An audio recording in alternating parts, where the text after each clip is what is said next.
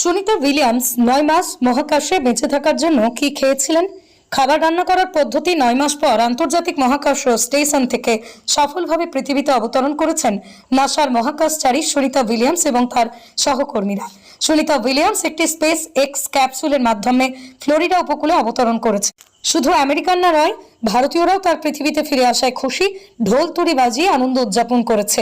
Sunita Williams এবং তার সহকর্মী নভোচারী বুচ উইলমোর মাত্র 8 দিনের একটা মিশনের জন্য মহাকাশ স্টেশনে গিয়েছিলেন, কিন্তু বিমানের ত্রুটির কারণে তারা 9 মাসেরও বেশি সময় ধরে সেখানে আটকে ছিলেন। সুনিতা উইলিয়ামস মহাকাশে কি খেতেন? মাত্র 8 দিনের মিশনে যাওয়া এই নভোচারীরা 9 মাস কিভাবে বেঁচেছিলেন?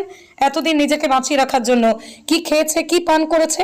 আসুন সমস্ত কিছুই জেনে নিই। এত দীর্ঘ সময় ধরে মহাকাশে থাকার কারণে এই সমস্যাগুলো দেখা দিতে পারে। শারীরিক সমস্যা, হাড়ের দুর্বলতা, তরল পদার্থের পরিবর্তনের কারণে কিডনিতে পাথর, দৃষ্টিশক্তি হ্রাস হতে পারে, এমনকি আরও বেশ কিছু সমস্যা তাদের দেখা যেতে পারে। তবে প্রশ্ন হচ্ছে যে এত দীর্ঘ সময় ধরে মহাকাশে থাকার সময় তারা কি কি খেলেন? মহাকাশচারীরা pizza, roast chicken, shrimp, cocktail ইত্যাদি খাবার খান।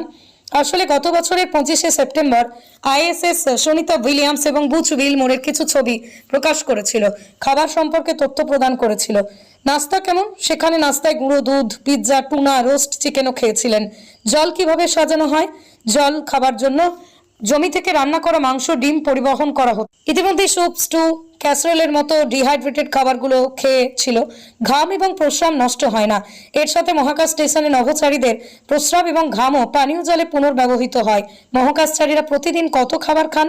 মহাকাশ বিশেষজ্ঞদের মতে মহাকাশে খাদ্যের অভাব থাকতে পারে, কিন্তু খাদ্যের কোনো অভাব নেই, কারণ মহাকাশে দীর্ঘ অভিযানের জন্য পর্যাপ্ত খাবার রয়েছে।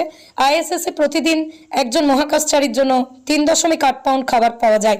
মহাকাশে খাবার রান্না করার পদ্ধতি, সেখানে খাবার ভাসমান থেকে রক্ষা করার জন্য ধাতব পাত্র সহ একটি চৌম্বকীয় ট্রেতে রান্না করা হয়।